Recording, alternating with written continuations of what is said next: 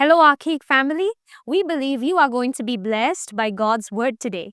If you want to become a media missionary, you can partner with us. Simply scan the QR code so that we are able to spread the message of the gospel through your generosity to the ends of the earth.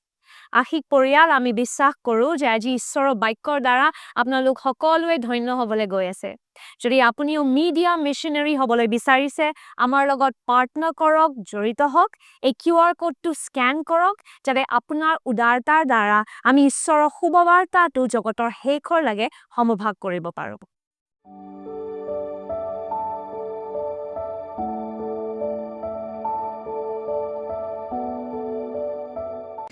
Okay, so coming back to the word for today, we are finishing off with the prodigal son.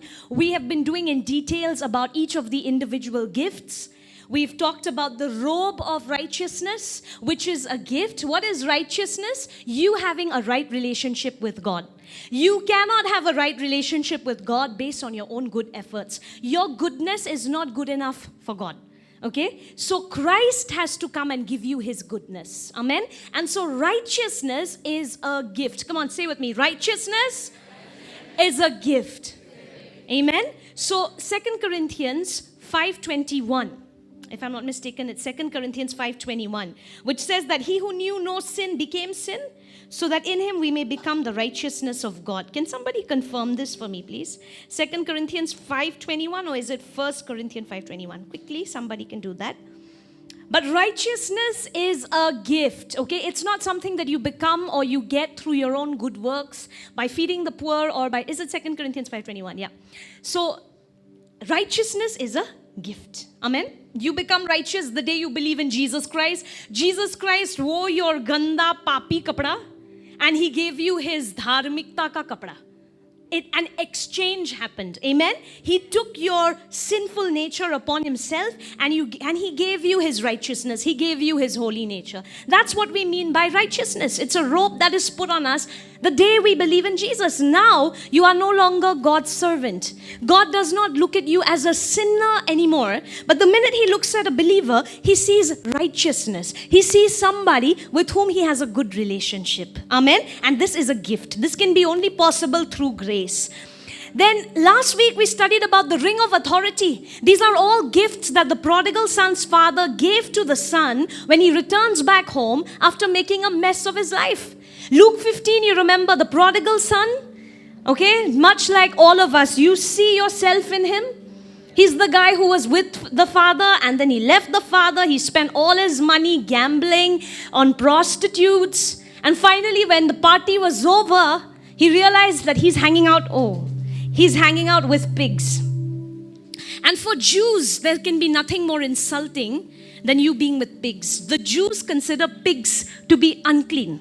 They are not like Ohomiyas who love Gahori, okay? But for the Jews, it is unclean.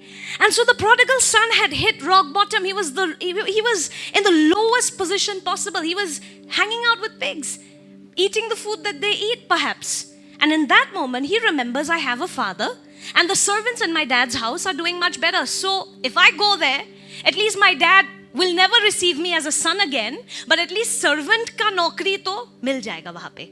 And servant hone se bhi, I'm better off over there. If I'm a servant there, I'm better than being here with these pigs. So he goes with a lot of courage. I believe he gathers a lot of courage and he goes. And when he goes there, the beautiful part of the story is that the father runs to the son and doesn't just say, okay, come back home, but he gives the son what he never deserves. A son who went and wasted his life, a son who cursed his own dad, because asking for property before time is you telling your father you die. Okay, whenever, in Jewish culture especially, it's considered a big insult. So the son did that. He went and told the dad, give me property, took the money, wasted the money, paisa khatam, sab hajam, now he's come back to father. Normal parents would say, itia monot porise. Jitya poisa asil to monot nai. Now you're remembering me. When you had money, you didn't remember papa. Now papa chahiye. Kyunki paisa khatam, nahi milega. Ja. That would have been the normal earthly Indian father. Right? Marks lao to ghadi varna chhadi. Correct? But God the Father is not our typical Indian father. He is full of grace. He'll give you what you don't deserve. Because that is who He is. Amen? God is not your earthly father. Your earthly father may be, you do well, I'll do good to you. You do naughty, I'll do bad to you. That's not God. Okay? God gives His children what they don't deserve. So the prodigal son's father, when the son comes back, gives him gifts. And he doesn't prank the son, okay? Pretending like he'll give you a gift, then when you open it, there's a bomb inside. That's not the kind of gifts the father gave. He actually gave him good gifts. He gave him a robe, he gave him a ring, and he gave him sandals, right? So the robe we learned 2 weeks back is righteousness, where you have a right standing with God now. You have a good, solid relationship with God. Amen? The second was the ring of authority, where God Himself is giving every believer power to decide things on His behalf. He's giving you the power to change things on this side of heaven. That is the ring of authority. He's giving you His name. कि मेरा जो जायदाद है वो तुम संभालो. So this world God created, but He's giving His sons and daughters the permission, the authority to handle it. So He's giving you the ring. So if you have a sickness, you use that ring of authority and say, in Jesus' name, sickness leave. Amen? If you have brokenness in your family, you can actually turn that around using that ring of authority. It's power given to you by God the Father. Amen? And the final gift that was given by the Father to the Son was sandals. And I like what Pastor Navan was sharing with me yesterday, that normally if this kind of a gone case black sheep comes back to the Father, chappal would be in the Father's hand. Correct? कि एक चप्पल लगाऊंगा. But this is not the sandal the Father gave. The Father very honorably put down sandals on the Son's feet. Not something that He deserves, but this is God's nature. He is grace. Amen? Even when we are faithless, He is faithful because He cannot deny who He is. Amen. So we are going to learn about what these sandals meant and what it means for us. Because in that prodigal son is you and I. Don't think I'm talking about some random fairy tale today. This is your story. This is my story. Amen? When the day you said yes to Jesus, now you need to understand this. Everybody and anybody cannot just become a child of God. Many people use this very foolishly and say, I'm a child of God, child of God. And I've seen people put this in their Instagram bio, hashtag child of God. Who said? On what basis are you child of God? Anybody and everybody cannot become child of God. That's why when an atheist says, bless you, who's blessing me? God bless you. Does God know you? Who are you to bless me in the name of God? God doesn't know you. Correct. Everybody is not a child of God. See, God is holy. People are unholy without Christ. If you don't believe in the finished work of Jesus Christ, you don't believe in a sacrifice, you cannot just call yourself a child of God. But when you believe that Jesus did take your place on the cross, He died on your behalf, amen? Now when you believe in what Jesus did, now the Bible says you are given the authority to become children of God or sons of God. Shall we go together to John chapter 1 verse 12? John chapter 1 verse 12. Let's read this together. 1, 2, 3. And read the verses together, silence is not always good. Especially when it comes to praying, worshiping, and declaring the verses, silence is not good. And especially in our church, I don't encourage you to be silent. Silence is just powerlessness many times. So please break that. Even in Shillong, I encourage you. You may not have been from such a background, but you've come to Akik now. And here we encourage you to open your mouth. There is power when you speak the verses. There is power when you pray. Amen. So please open your mouth. I believe you have that much stamina to do so. Okay. Let's read together. John chapter 1 verse 12. I'm reading from the King James. 1, 2, 3. But as many as received Him, to them gave He power to become the sons of God, even to them that believe on His name. Amen. So do you see here? But as many as received Him. Received whom? Received Jesus Christ. As many as received Jesus, to them only has God given the right to become children of God. So for the rest of the world, God is God. You cannot just act smart and say, God bless you, God's my best friend. Who said? What's the proof? But for the believer, it says, whoever receives Jesus, to them God gives the right to become sons of God. So for the whole world, God is God. But for the believer, God is not just God, He's also Dad. He's also Father. So the way a Christian can approach God is very different from the rest of the world. For the whole world, they will look at God as only Creator. But for the Christian, you can look at this Creator as Papa, as Devta, as Pops. I would call my dad Pops before, you know. In my phone, he's saved as Daddy Cool.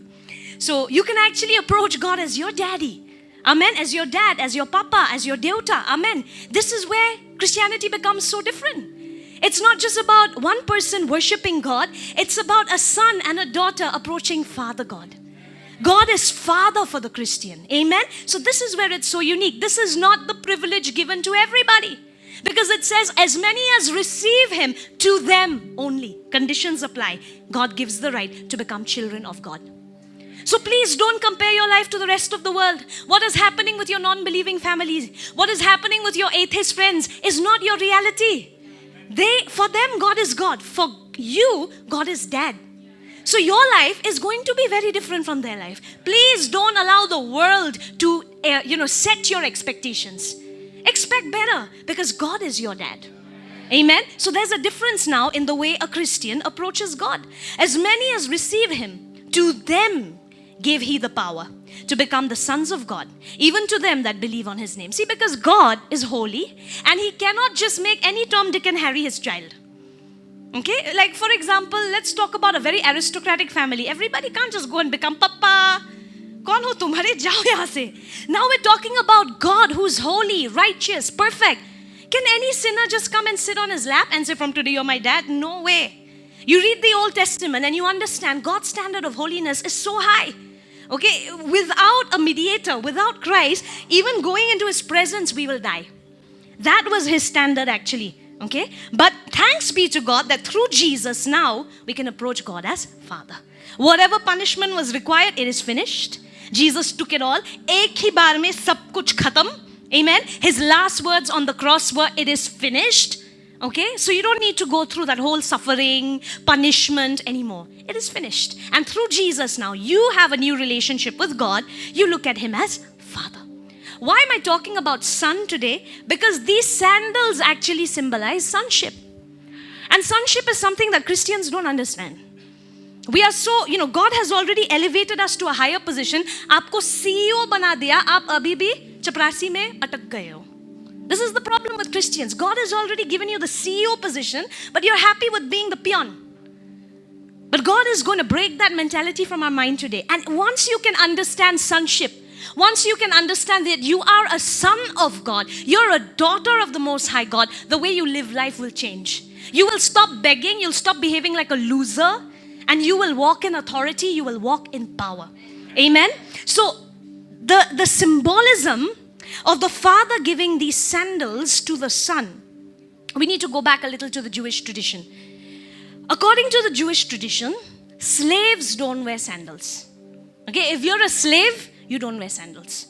Also, according to the Jewish culture, when a person is a guest in somebody's home, you always remove your shoes before you enter the home. You don't wear shoes and enter because you're not permanent over there. So joote kholo kyunki aap bahar se aaye ho aur aap bahar ja rahe ho. Okay?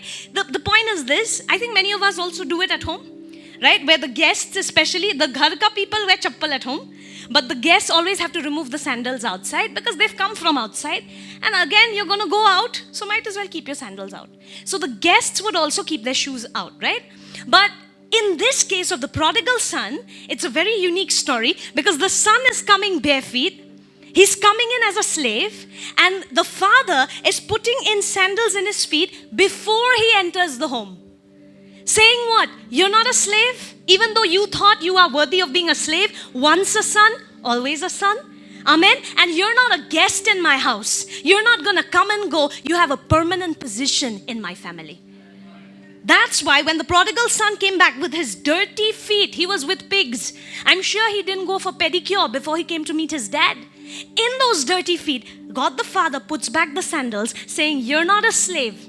Here are the sandals. Also, you're not a guest. So you're not going to take out the sandals before you go home. You wear those sandals and you come in because you're a permanent member in this house.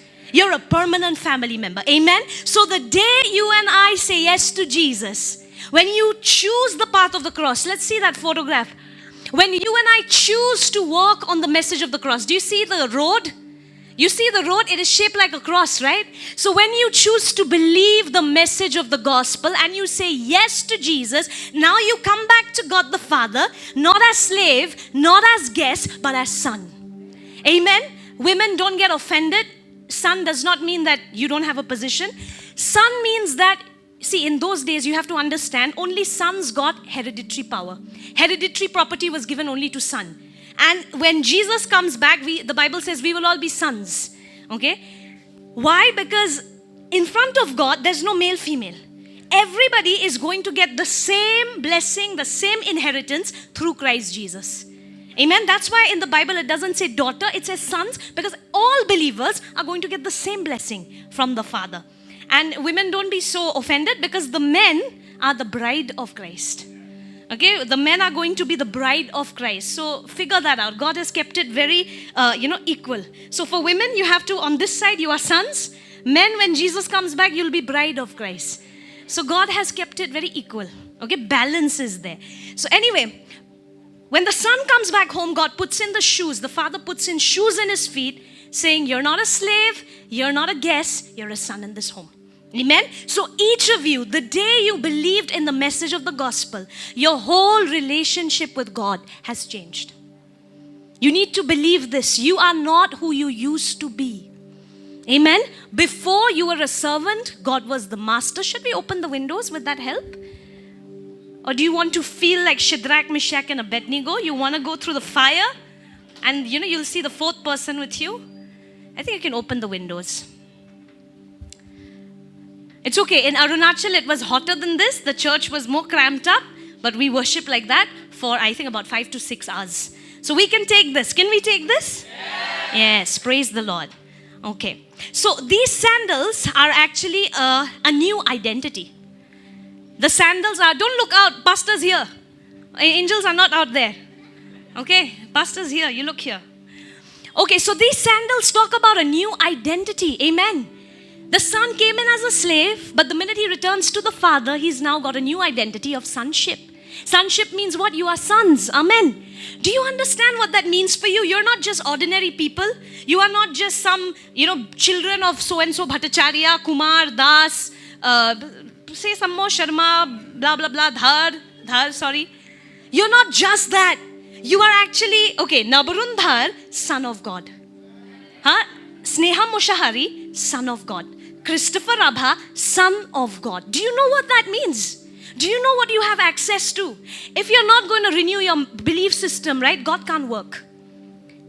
From childhood, right, you've been believing in something and you've been acting accordingly.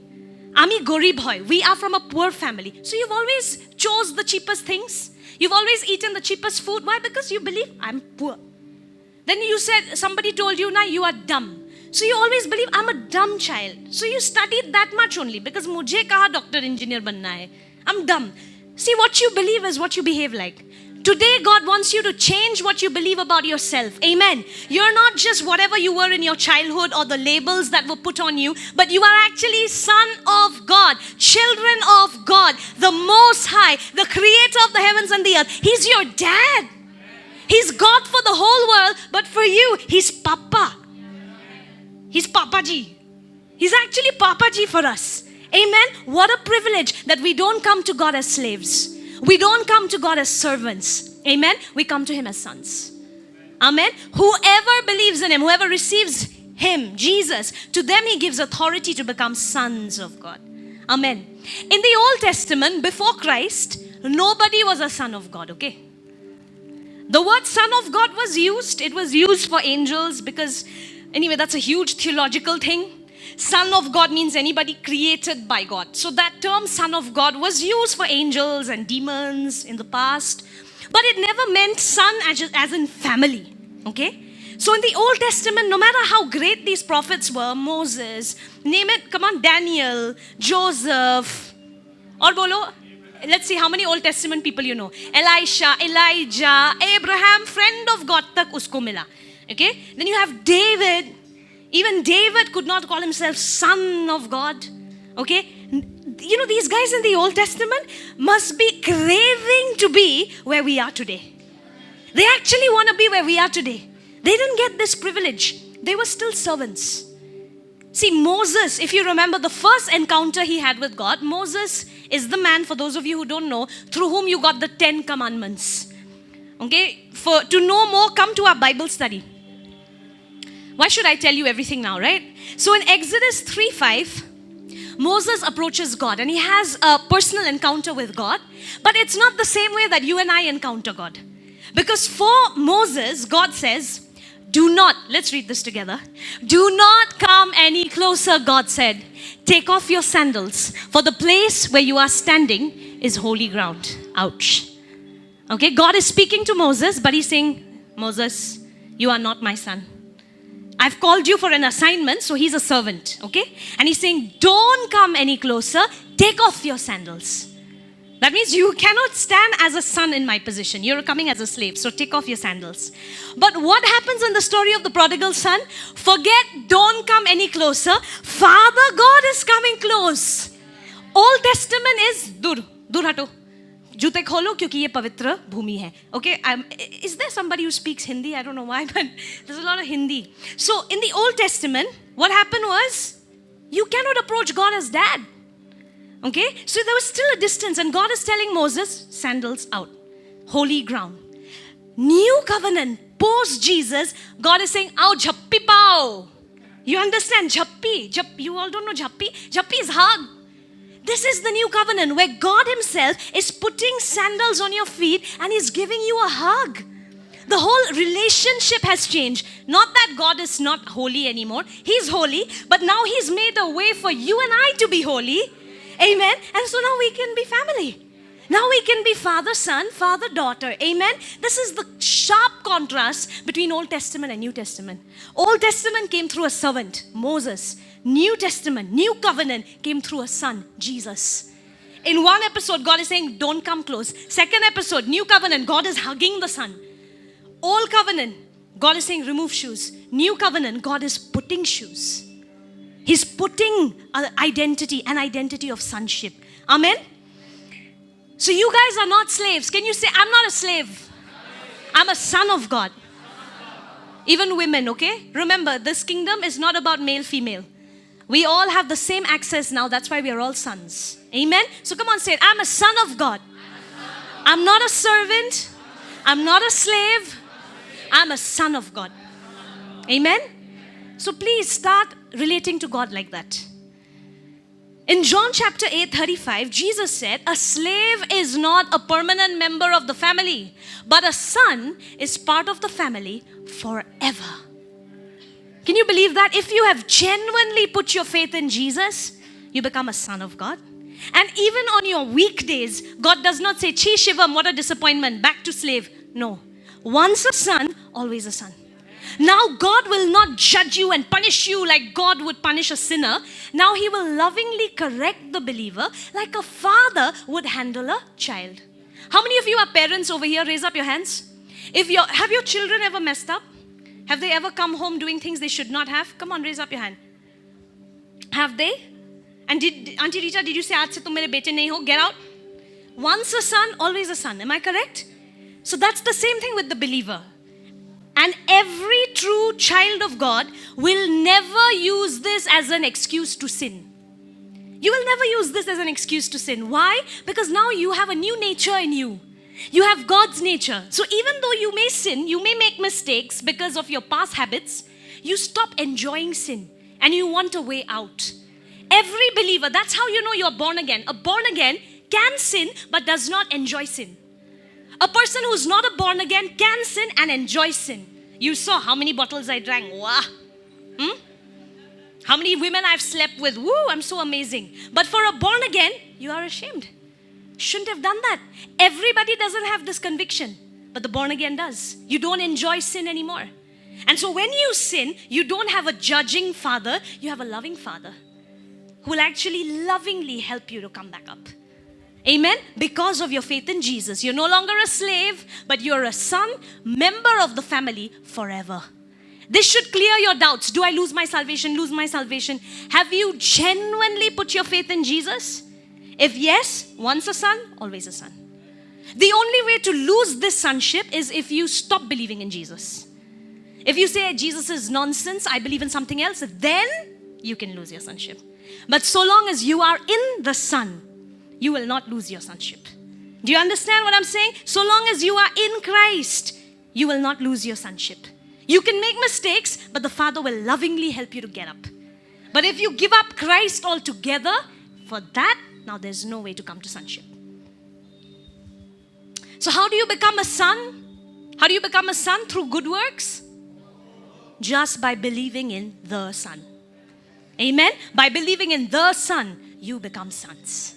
Amen? By putting your faith in Jesus, you can change the way you approach God. All this while it was like, Bhagwan, gussa mat hona, gussa mat hona. Now you're saying, Papa, I'm home. This is what happened today. Okay? What's on your heart for this? The whole way of approaching God changes. Amen? Purane niyam mein, there was a lot of fear. Now, there's no more fear of punishment. There is respect because He's so holy and still He loves me. But I don't feel afraid that God will curse me with cancer or He will kill me. I'm not afraid of punishment. Amen? So, how do we become a son of God? Through faith. Say with me, through faith. In Jesus. Pop quiz. Is everybody a son of God? Who? Believers. The ones who believe in the Son. Okay, otherwise, if everybody can become a son of God and there is a backdoor entry, then God was very mean to put Jesus on the cross. But because there's no other way, Son of God had to go on the cross. Amen? Okay. So now you understand, Jesus is considered to be our example. He's considered to be the firstborn among many brothers and sisters. So in a way, Jesus is your savior. Jesus is your Lord, He's your bridegroom, He's your shepherd, He's your high priest, and He's also your elder brother. He plays so many roles. Just like Pastor Navarun is my husband, he's also my friend, but he's also my pastor, he's also my doctor, he's my ophthalmologist, right? He's my camera person. So exactly like that, Jesus for us is Lord, He's Savior, He's the Lamb of God, the high priest of God, the bridegroom of God, amen? But He's also your elder brother. Amen. And when you see elder brother, you can understand your position. He is the prototype human being now. You understand prototype? Meaning the first kind of new human. How should a son of God be? The first one, first Adam messed it up, so uska khata band. Now we have the second Adam, who's the perfect example of how sons of God should be. So by studying the life of Jesus, you can understand your life. You can understand how your life should look like. Are you understanding? Don't look at the life of other Christians. Oh, she's praying only half an hour. I can also do only that much. That's not your role model. Okay? Oh, that uncle is only giving lots of money to church, so I'll follow him. No. Our role model is Jesus Christ. He is the prototype Christian. He is how every Christian should be. Amen? Don't look here and there, look to Christ. Amen? So he is considered to be the firstborn. In Romans 8:29, let's read this together. 1, 2, 3. Okay, there's no electricity. Okay, 1, 2, 3. For God knew His people in advance, and He chose them to become like His Son, so that His Son would be the firstborn among many brothers and sisters. Isn't that so beautiful? You're not the only child. You have an elder brother in Jesus Christ. Isn't that so amazing that Jesus is your elder brother? What kind of a khandan you guys come from, man? Start behaving like it. Stop behaving like an orphan. You come from the family of God and Jesus Christ is your elder brother. Do you understand? Renew what you see about yourself, what you think about yourself. So Jesus is the firstborn among many brothers and sisters. So in studying Jesus' life, you should understand what your life should look like as a son of God. And I challenge you, don't be satisfied with anything less. Till your life begins to look like Christ's life, don't be satisfied. Abhi to mera baptism ho gaya, aakhik mein aa gayi, wow, praise the Lord. Are you seeing the dead raised, the sick healed, the blind eyes open? Jesus said, those who believe in me will do the same things I have done and greater things. Usse bhi badhkar you will do, said Jesus Christ. Amen. So don't be satisfied till your life begins to look like Jesus' life. I'm not satisfied at all. I'm grateful, but I'm so not satisfied. I'm not done. So Jesus is the prototype. He's the prototype Son of God. And every other son of God should look like him. Your life should look like him. Whose life does your life look like? Does it look like your mom and dad's life? Your father was also an alcoholic, now you're also an alcoholic. That's not your life anymore. Amen? You have a new life now in Christ Jesus. Amen. So we will study the life of Jesus, and by studying sonship demonstrated in Christ, you will understand how you should do sonship. What does this mean for you, that you are sons of God? Okay? First thing that I want you to look at is Matthew 3:17. This talks about Jesus' baptism. You know, Jesus Christ got baptized because everything that was required in the law of God, he wanted to do it till perfection. He wanted whatever is required to be righteous, मैं सब करूँगा. Baptism was one of those requirements. John was baptizing people. Jesus said, I'm also going to do it. Whatever is required to fulfill God's righteousness. So when Jesus Christ gets baptized in Matthew 3 verse 17, a voice from heaven said, let's read this together, 1, 2, 3. And a voice from heaven said, this is my son whom I love. With him I am well pleased. Amen. Can anybody tell me how many people had Jesus healed by this time? Joseph, you're out. You are there for Ahomya and English service? No, you cannot answer. Anybody else? Who said that? Clap, clap. Extra meat. Oh, you also, Shivam. You are there for English and Ahomya. But anyway, yes, Jesus had not done any miracles when God declared this over Jesus. He said, this is my son whom I love. Say with me, love. With him I am well pleased. Which means what? God loves his son because he is his son and not because of what he has done. Amen? Which means what? God loves you because you have become his sons through faith in Jesus, not based on how many Christian activities you have done. So actually, even if you can't do anything for God, God still loves you. Do you know that? Do you actually, can you believe that? Because I know many of you have Christian anxiety. You know what is Christian anxiety? Where you keep doing, how much did I pray? How much Bible do I have to read? How many people did I tell about Jesus? And you keep keeping count.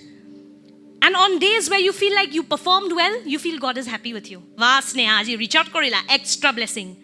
Wow, Sneha, aji reach out no korila, all blessing, I'll take it away. Don't we view God like that? That's not God. God loves his sons because they are his sons. To understand God, look at fathers and mothers. They love their babies who can't do anything for them. They poop and they fart and they burp and they puke. Can babies do anything for children, for parents? Did any of you come out wearing a suit and tie like that boss baby?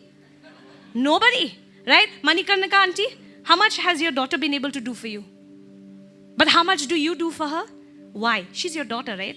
You just can't help it. You love her. That is God. Amen. It's not transactional. Tum itna do, main itna dunga. That's not God.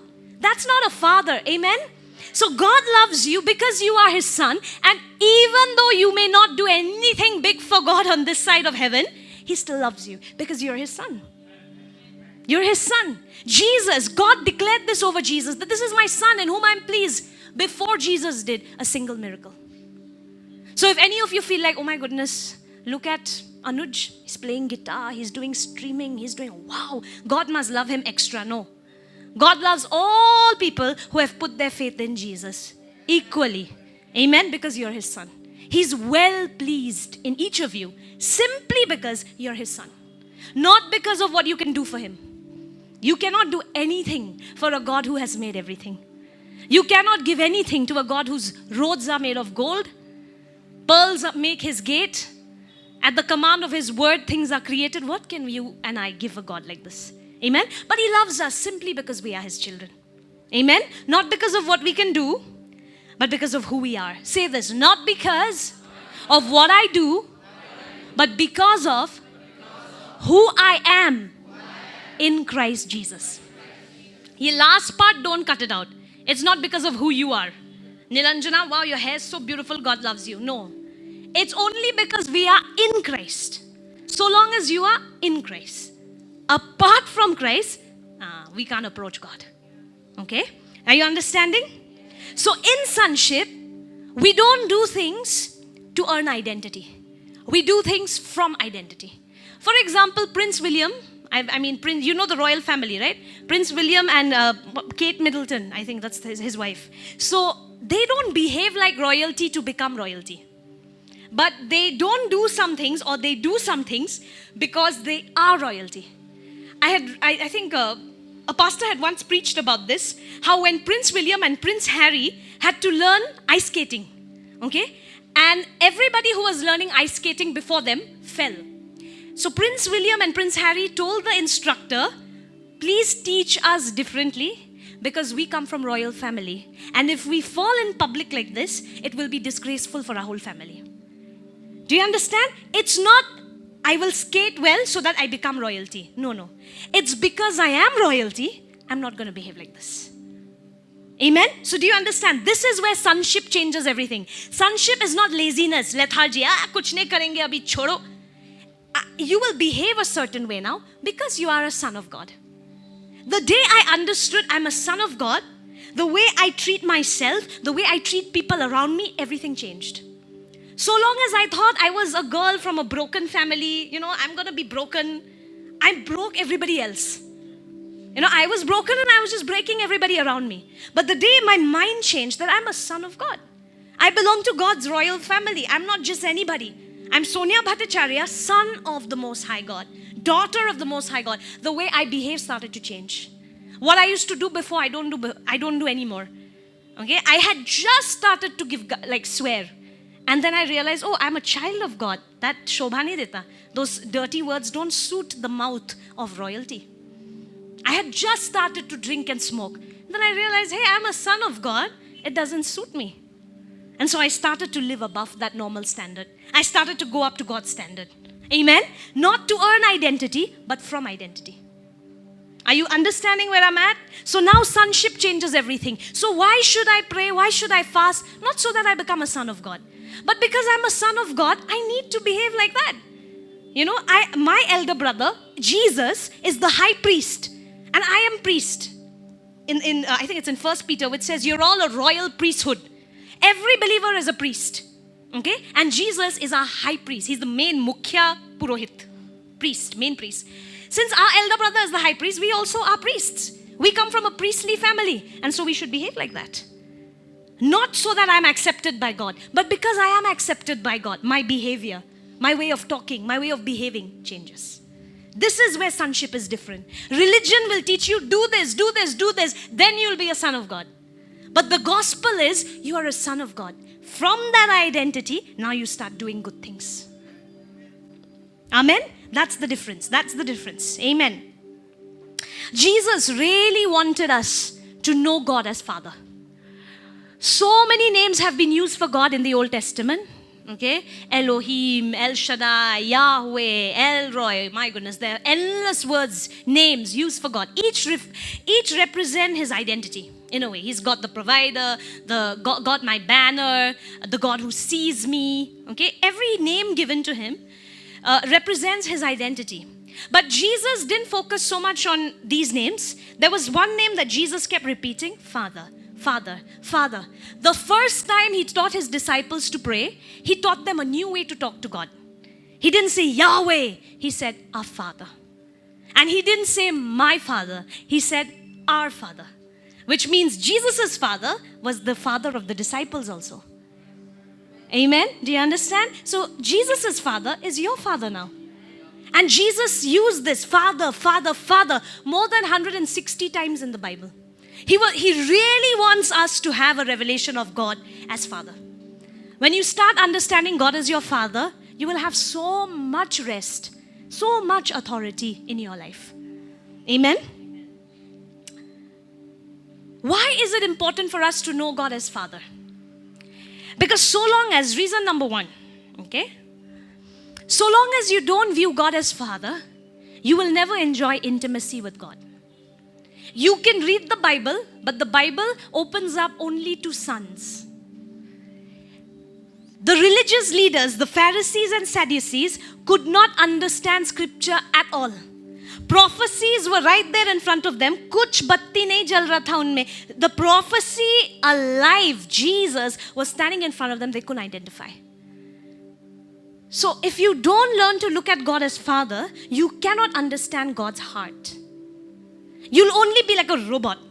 The Pharisees and Sadducees were like robots. Okay, we are supposed to rest on Sabbath.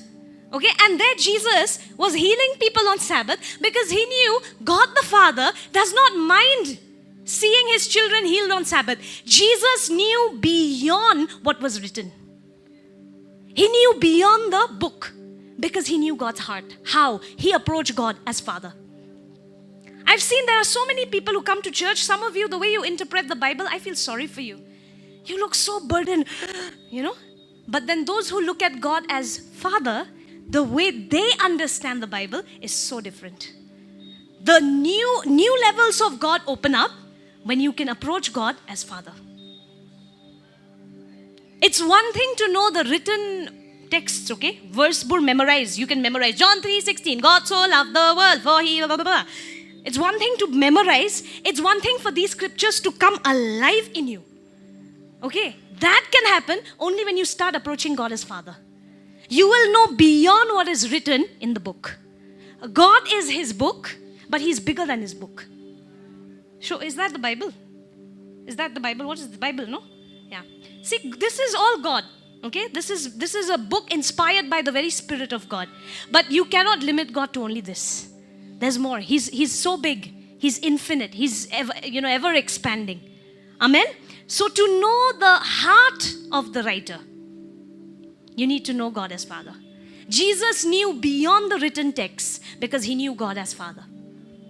So while the Pharisees and Sadducees were so uptight, Sabbath mein kuch nahi karna hai, Sabbath mein heal karoge to done milega, and then Jesus was like, no.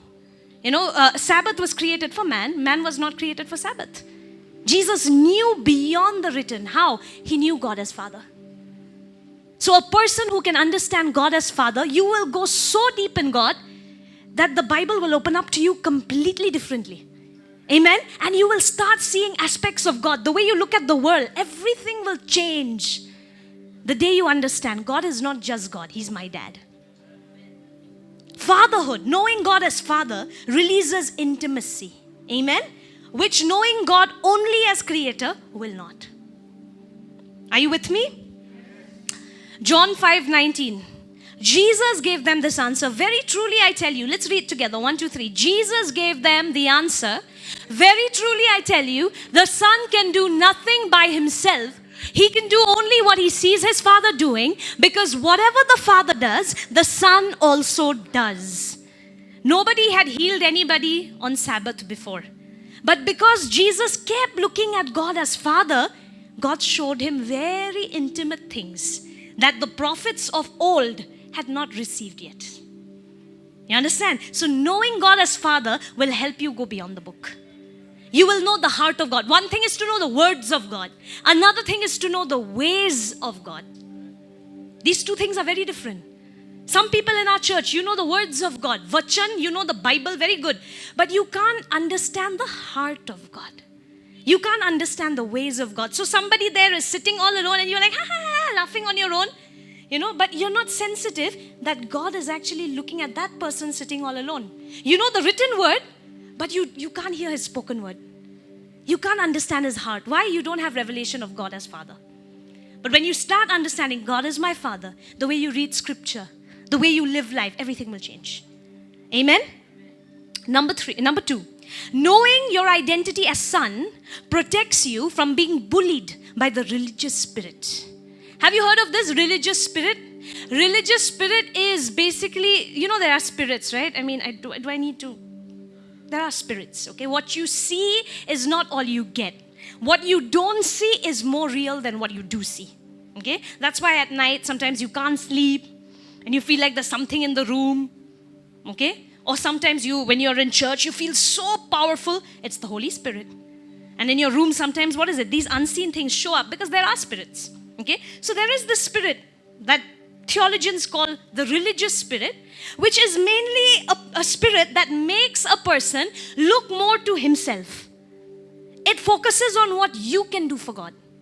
Okay? So every time that it says, okay, Dulumani, how much did you pray? How much did you fast? You. That's the religious spirit. Trying to make you become your own savior. Whereas the gospel is, praise be to God, thank you Jesus for lights. Turn on whatever needs to be turned on. So when you know yourself as sons, you're not bullied by this religious spirit. See, the religious spirit tried to bully Jesus a lot. Okay, every time Jesus went to pray for somebody, the religious leaders would say, by whose authority are you doing this? When Jesus' disciples were eating and having fun, the Pharisees would say, John's disciples are fasting. Our disciples are fasting. What are your disciples doing? They're always eating. But Jesus knew who he was in the Lord. He didn't say, Arey, my disciples are not fasting. You know what, Pharisee? Aap le lo. You become the Tran Karta. You become the Uddhar Karta. You become the Redeemer. No, Jesus was so sure of who he is. And so he said that, why should they fast when the bridegroom is still there, when I'm still here? When I'll be gone, then they'll fast. He knew how to handle this religious spirit that tried to make Jesus feel like he was not worthy. Religious spirit will always try to make a Christian look at himself. Tumne kya kiya? Tumne kya kiya? Vachan padha? Na. That's the religious spirit. You did. But once you know, I'm a son of God. I am a son because of my faith in Jesus. Irrespective, I may not know all scripture. I'm work in progress. I'm not perfect yet. I'm still learning. But I'm already a son. Once you are sure of sonship, religious spirit cannot bully you. But if you're unsure and somebody comes and says, you didn't pray today. Gaya, salvation goal tumhara. You didn't pray today, Konkranti, salvation gone.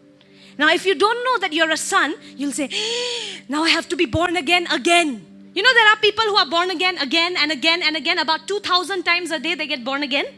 Because they are so scared that every time they mess up, their salvation is gone. No. Once a son, remember you have a permanent place in the family. Amen? How do you lose sonship? If you lose the son, give up on Jesus, then you're not a son anymore. But so long as you're cleaved to Jesus, even with your mess, with your weakness, Jesus, you're a son. And the Father helps you as a father, not as a judge. So you don't get bullied by the religious spirit when you are secure in sonship. Amen? So do you have to perform for God? I feel this sometimes, you know, when the Christians, they're asked to pray and all, they're like, I pray Korim. And then suddenly you have a praying voice, Father, hallelujah. You don't have to do any of all that. God is pleased. If that's the way you pray, then cool. But if that's not the way you pray and you're trying to change your voice so that God likes you better, He already likes you. You don't need to perform for God. Do you understand? So sonship helps you defeat the religious spirit bully. The spirit that will tell you, you're not good enough, you're not. You can tell the religious spirit, it's not about me. It's about the Son of God. And because of the Son of God, I am a son of God. Amen. So being secure in sonship helps you defeat the religious spirit. Every time the nagging voice comes, you didn't wake up today, 6 a.m., chi. You say, okay, chalo, I should have gotten up. No doubt, I should have, and I will from tomorrow in Jesus' name. But I'm still a son of God. I'm still a son of God. Amen. So being secure in sonship helps you overcome the religious bully. Amen.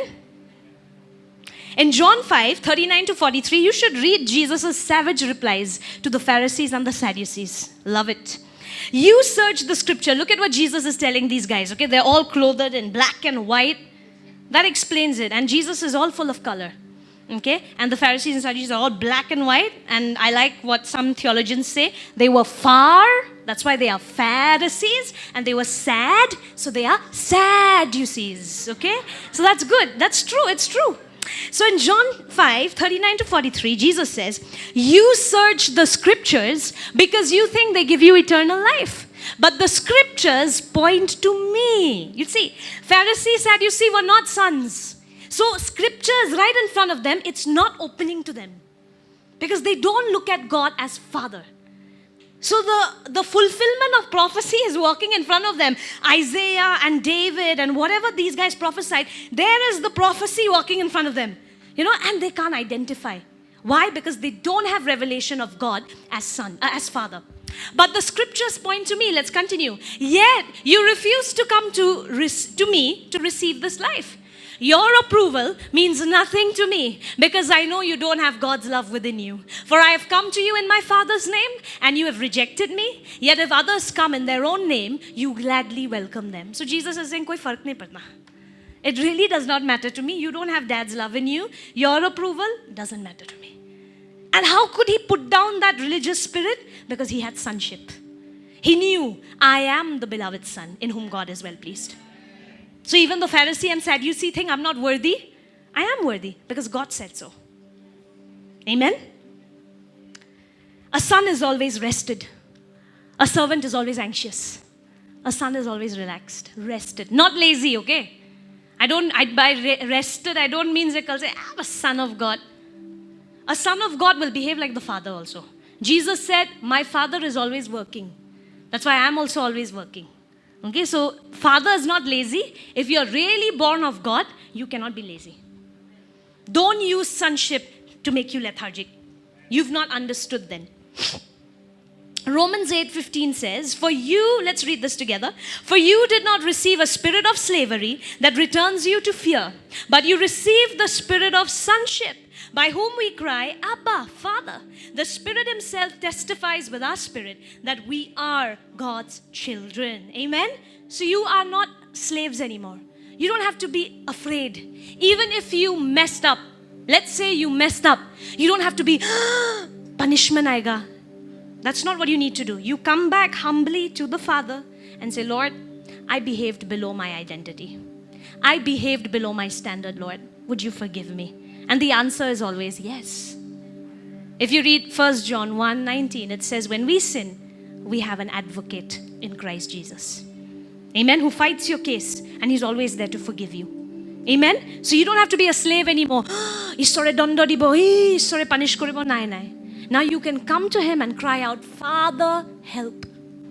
Every time in your weakness, you don't have to be afraid that God will judge you. You can come to His throne of grace and take help. You're struggling with something, run to God. Don't run away from Him, run to Him. Amen? Because now He's your dad. When you have when you understand sonship, there's no more fear of failure. You don't have to be afraid of being disqualified. Suppose, does that happen sometimes? One service, pastor told you, you're going to pray. And you prepared, Father, hallelujah, manifest your presence. You were practicing. And then you came and you prayed and you made a big mess. Okay, you messed up all the words. And then after you get down off here, you're like, man, I'm such a failure. I think, God, you're disappointed in me. But you know what? God is never disappointed. Amen? Every time He's rejoicing about the fact that you tried, rather than the fact whether you were successful or not doesn't matter. The fact that you got up there and you prayed, you tried, that matters more to God. Amen? So that fear of failure leaves when you know that you're a son. You don't have to be afraid anymore. I think I'll be, terminated. This is not a contract. And you're not an employee in God's company. Amen? Then I think this boss will fire me. Nuh-uh. He's not your boss. He's your dad. Amen? And so that fear of failure can leave now. You have an honor for God, but fear of failure and punishment leave when you understand you're a son. So, okay, so many times it's happened, when I would preach and I would go back to my room and say, man, I messed up the sermon. Do you know what happens? It happens. It happens. And I'm like, I should have said that point, and I read that, and I didn't say that. But every time I come back, I just see the Father saying, well done. Well done. Before, when I didn't understand I'm a son, even if I did a good job, I would see God angry. But now I understand you cannot make God angry. He's slow to anger and quick to forgive. Amen. And now that you're in Christ, He only sees Christ when He sees you. Every time He looks at a believer, He sees Jesus, perfect. So He can't get angry just because you forgot a few words. Just because while reading the Bible, let's say you dozed off. Then you'll wake up saying, I think I'm not born again. No. you're still building new habits. Royalty is a new identity for you. All our life we lived as servants. Now suddenly we've become children of God. So it takes time, to renew.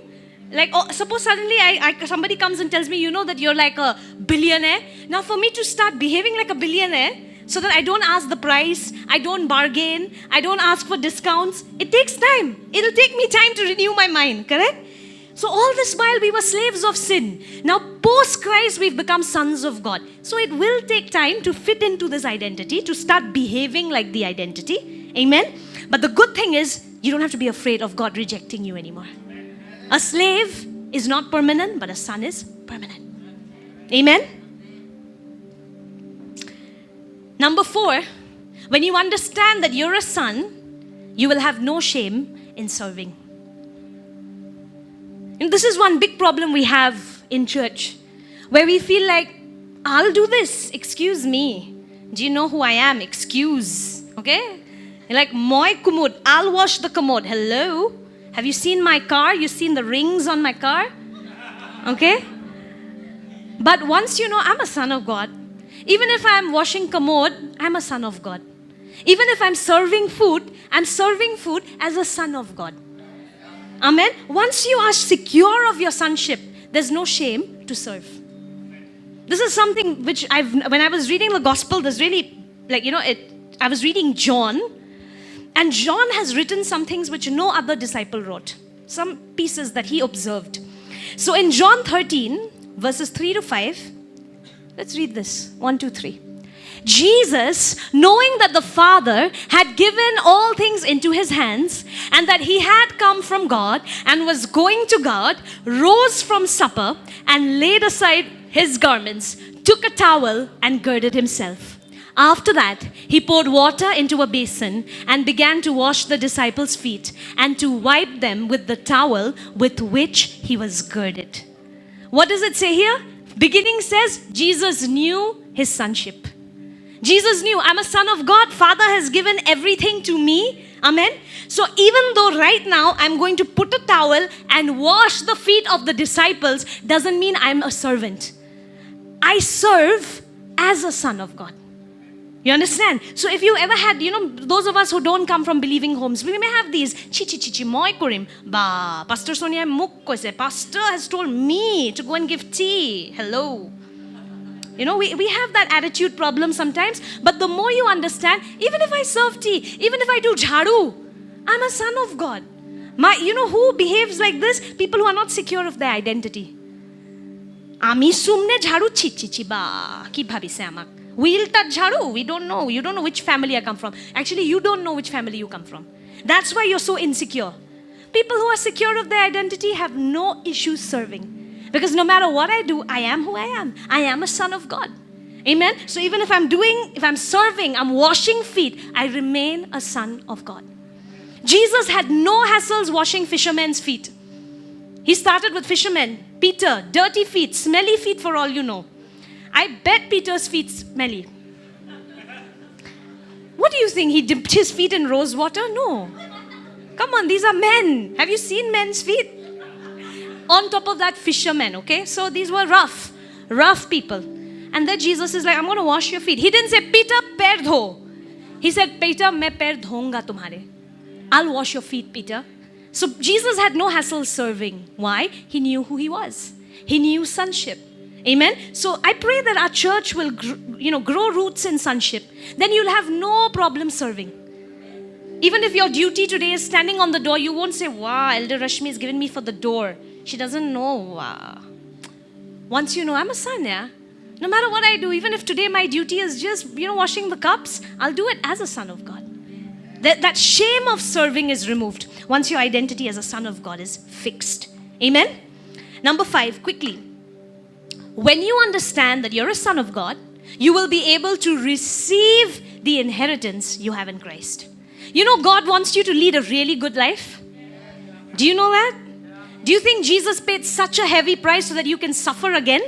He actually wants you to have good health. He wants you to prosper physically, emotionally, financially, every way.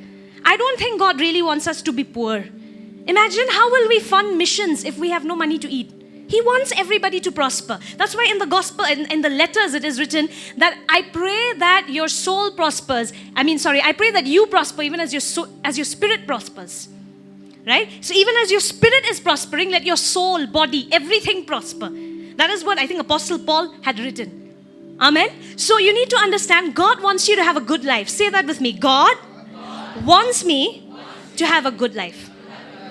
Amen? The religious spirit will always try to keep you poor and sick. That this is my suffering. One day we will talk about the kind of suffering that a Christian should endure. Christian has to endure suffering. I'm not going to lie and say, become a Christian and every day is Disneyland. No, it's not. This is what was taught to us before, and these are all lies. Persecution is a part of being a Christian.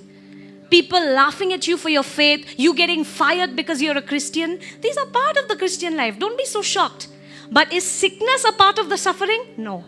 Is lack a part of the suffering? No. Even in jail, Paul said that my God has supplied all my needs. He'll supply your needs also, according to his riches and glory. Even in jail, Paul was saying, God has supplied my needs. But the only persecution you cannot, do away with, the only suffering is persecution. One day we'll do about that. But the religious spirit will always make you feel like it's good for you to remain sick. It's good for you to remain poor. That's your cross. That's your cross. And that's why we have people preaching with fata kapra, You feel so holy because you're fata kapra, and you judge me because my clothes are golden. Right? But the minute you understand that God wants every believer to lead a good life. Would you want demon worshippers to have all the money?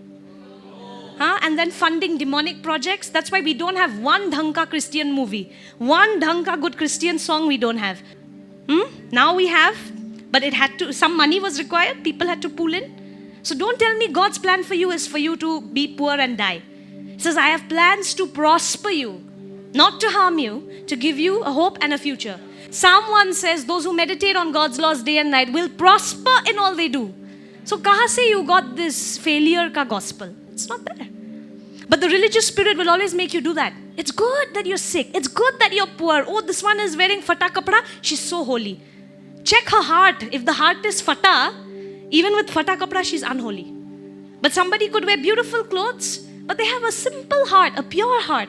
That God qualifies. We only look at outward. But what am I getting at? When you understand you're a son, you will have the faith to receive the blessings that Jesus died for. So long as you think you're a servant, you don't have the courage to pray big things. You don't have the courage to ask God, Lord, use me for big things. Lord, give me that good job. You'll only keep praying for, Lord, mujhko bhi kuch lift kara de. Any lift kara de. But then when you understand, I'm a son of God, the maker of the heavens and the earth is my dad, I'll need good stuff so that I can help everybody else. If my car won't even start in the middle of the road, how am I going to take all the others to church? So Lord, give me a good car. It's not being selfish. I'm not saying be materialistic so that you can, show, mere sone ka bottle. I'm not saying that. But you will have the courage that I'm a son of God, and as God's son, I have responsibility. So I need good things, God. And you will have the faith to ask for good things so that you can be a blessing to others. Remember the prodigal son's elder brother? All the blessings were there waiting for him. He never understood he's a son. He didn't know how to take these blessings. And then when he told the father, Are, itna I did for you, now party for the younger one. He gambled, he went to prostitute, you're throwing party for him. And I was such a good obedient worker, and you didn't give me anything. And the father's like, what are you saying? Everything is yours. But he looked at himself as a worker. So he couldn't take the blessing because he didn't understand sonship. So long as you look at yourself as a worker of God, you will never be able to live the blessed life. You won't have the courage to receive good things. We never had the courage to buy first-hand car because we always thought we are workers of God. Karamchari. Okay? But then when I understood I'm a son of God, so I should at least have a car that functions so that I can take people to church. And gradually we saw, blessings after blessings after blessings. But before that, kuch bhi fata chal jayega because I'm a worker.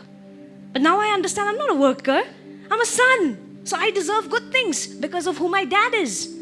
Amen? Galatians 4, chapter 4 to 5. But when the set time had fully come, God sent his son, born of a woman, born under the law, to redeem those under the law, that we might receive adoption to sonship. So now you've been adopted to sonship. You are not always sons. God has adopted you. Amen? And the more you understand that you are God's children, you have the faith to receive big blessings. Otherwise, you'll always pray small. Hey, 5,000, jisu 5,000 hole ho jabo. Because you're a karamchari, na? 5,000 rupee daily wage is good. But when you understand, oh, okay, the maker of the heavens and the earth is my dad, what 5,000 give as per your standard, so that I can do your work. Amen. It's not for self-promotion, but even to do God's work here on earth. Who are we kidding? It doesn't happen on air. And people get so offended when church talks about money, but the same people will go to expensive restaurant, expensive hospital. Do they not ask anything there? So on earth here, God has given you the seed to sow. Amen. And ask even for big things. But you cannot ask big things so long as you think you're a worker. When you understand, I'm a son, I'm going to get big things because I have a big dad. Then you will start upgrading. Otherwise, you'll be like the elder brother. Amen. Sab kuch hai, par kuch nahi hai. Because you don't know how to receive it. Because you think you're a worker. You were waiting for God to give it to you. God was waiting for you to take it. Because you're a son. Amen. So you start living the blessed life when you understand that you are a son and not a servant. Matthew 7 verse 11. If you then, though you are evil, know how to give good gifts to your children, how much more will your Father in heaven give good gifts to those who ask him? God wants to give you good gifts. Can you say that? God wants to give me good gifts. Amen? But to receive it, believe you're a son. Because God, the Father, will only give it to his children. Amen? And the last point, I think this is the 7th point. When you are rooted in sonship, you are immune to the shortcuts of this world. Immune to the temptations of this world. You know this world offers many temptations, many shortcuts. Shortcut to fame, shortcut to money, shortcut to love. Okay, now you have apps where you can actually choose a partner who's, be rest assured, gonna dump you. Okay, without Christ, nobody can be trusted. The world offers so many shortcuts. Shortcuts were also offered to Jesus Christ. You remember? For 40 days, Jesus was in the wilderness and Satan kept bringing him shortcuts. Break your fast, come on. Turn the stone into bread. Worship me. I'll give you all this, all the kingdoms of this world belong to you. Jump now from here. And angels should come and hold you and show us that you're really the Son of God. Jesus didn't go for any shortcut. You know why? He knew, I'm my God's son. God is my Father, and he is the one who has told me he's well pleased with me. He's going to finish what he started in me. Amen? So even when you really believe that God is my Father, I am his or her, I am his daughter or son, and you really believe in this, right? Even when Satan will offer you shortcuts, Shivam, leave Jesus. Come, we'll give you lots of money. Come, a beautiful girl will say, Shivam. She doesn't love Jesus. She hates Jesus. But she's saying, Shivam, woohoo. Now, if he doesn't know that he's a son of God, he'll say, kya pata what's in my future? I have to take matters in my own hands. Chalo. Whatever option I've gotten, let's go. But if he knows that he's a son of God and God is his father, he knows that my Father has the best woman kept for me. I'm not going to fall for a shortcut. Somebody will come and say, Shivam, छोड़ो ये Jesus visas, नौकरी मैं दिला रहा हूँ. Just नौकरी छोड़, Jesus को छोड़ दो, नौकरी मैं दूंगा. Tempting offer, 50,000. Just leave Jesus. And he'll say, if he doesn't know he's a son, he'll say, yeah, it's true. I have to take care of my bills. I'm already 20 something. Are you 20 something? I don't know. So I have to, let's take the shortcut. But if he knows I'm a son, God's my dad, why do I have to worry? I'm not an orphan. I'm not taking a shortcut. I'll only wait for God's cut. Whatever God does, I'm going to wait for that. So, you become immune to temptations when you genuinely know you're a son and God is your Father. Satan will offer many temptations. Come on. But then a son, Jesus, how did he know that how could he defeat Satan and the temptations? He knew he's a son. I don't need to prove anything to anybody. I don't need to get shortcuts to the kingdom of this world. I don't need shortcut to fame. I don't need to I don't need food. I don't need miracles to prove anything. I am a son of God. God is my Father. Who has sent me on this assignment will complete this assignment. He is faithful. Amen? So the more you understand sonship, you become immune to the temptations of this world. Be rest assured, Satan will tempt you. A slave, a servant is not greater than his master. So if Jesus was tempted, you'll be tempted. But if you are sure, I'm a son of God, yeah, that's way below my identity. Somebody will say, Chal, let's go, let's get drunk tonight. Let's break all the rules, woo! And you'll say, it's not about that, it's who I am. I'm royalty. I'm sorry, I don't do that. It's below my identity. And then they'll say, come on, yeah, you're already 25. If you don't go around throwing yourself at boys now, ladies, you'll grow old. Throw yourself at boys now, come on. Satan is giving you the shortcut. But if Dulumani knows, I'm a princess of God. God is my Father. He's the best matchmaker. I ain't taking shortcuts. So you'll be able to overcome all temptations if you're secure in sonship.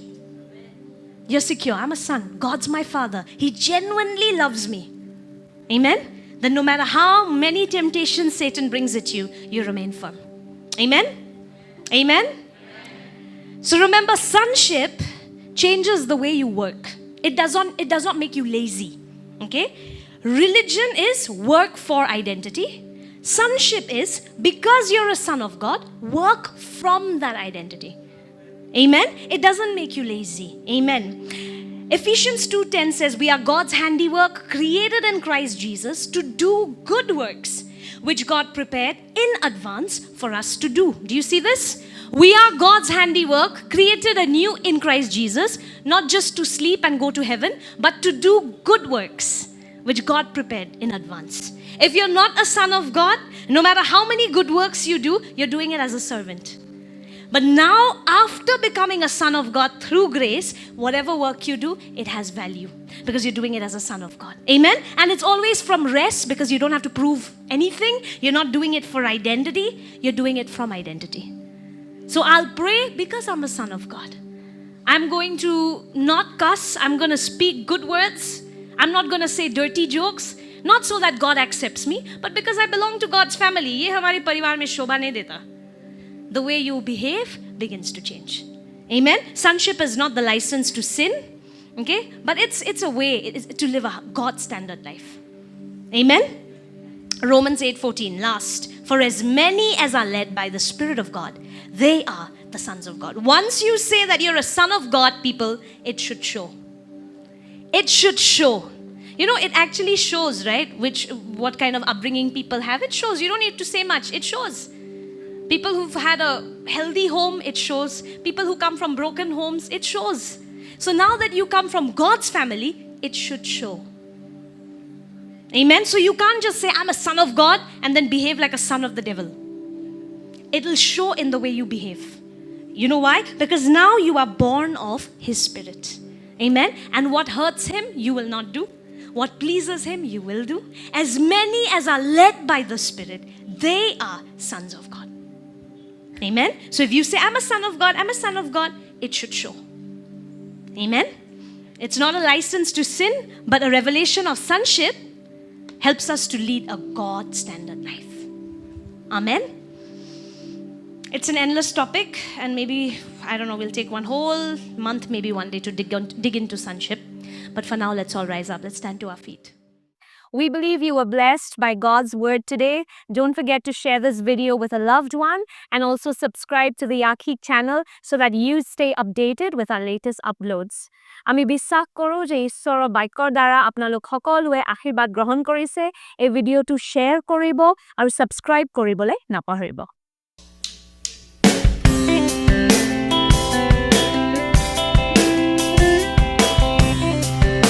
Hello everyone, I'm Deacon Kriti. আৰু মই Tapaswi. Good day, beloved congregation. Just a gentle reminder that Holy Communion will be observed every first and third Sunday of the month. Let's gather with reverence and gratitude to partake in this blessed sacrament. শুভদিন প্ৰিয় মণ্ডলী মাত্ৰ এটা মৃদু সোঁৱৰণি যে মাহৰ প্ৰতি প্ৰথম আৰু তৃতীয় দেওবাৰে পবিত্ৰ প্ৰভু পূজন পালন কৰা হ'ব আহক আমি এই আশীৰ্বাদপূৰ্ণ সংস্কৰণত অংশগ্ৰহণ কৰিবলৈ শ্ৰদ্ধা আৰু কৃতজ্ঞতাৰে গোট খাওঁ Dive deeper into the Word with our Rhema Bible study every Wednesday evening at 7 p.m. Join us as we explore the scriptures together and grow in our faith.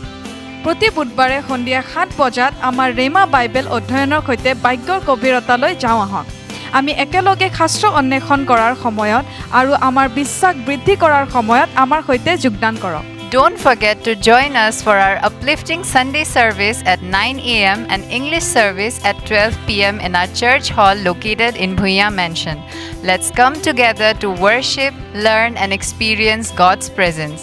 Bhuiyan মেনশ্যনত অৱস্থিত আমাৰ গীৰ্জা হলত ৰবিবাৰে পুৱা 9 বজাত আমাৰ অসমীয়া উত্থানশীল দেওবাৰৰ কাৰ্যসূচী আৰু 12 বজাত ইংৰাজী কাৰ্যসূচীৰ বাবে আমাৰ সৈতে যোগদান কৰিবলৈ নাপাহৰিব আহক আমি একত্ৰিত হৈ ঈশ্বৰৰ উপস্থিতি উপাসনা শিক্ষা অনুভৱ কৰোঁ আহক Dear parents, remember to bring your little ones to Kingdom Warriors Kids Church every Sunday at 10 a.m.